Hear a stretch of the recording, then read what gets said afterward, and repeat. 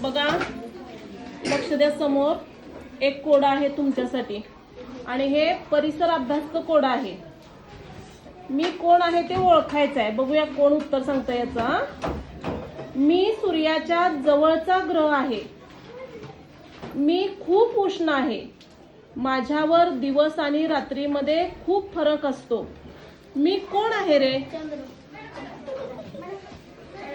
सूर्याच्या जवळचा ग्रह आहे. हा, सांग कृतिका. सूर्य. अरे, सूर्याच्या जवळचा ग्रह, सूर्यमालेमध्ये सूर्याच्या जवळचा ग्रह कोणता आहे? पृथ्वी.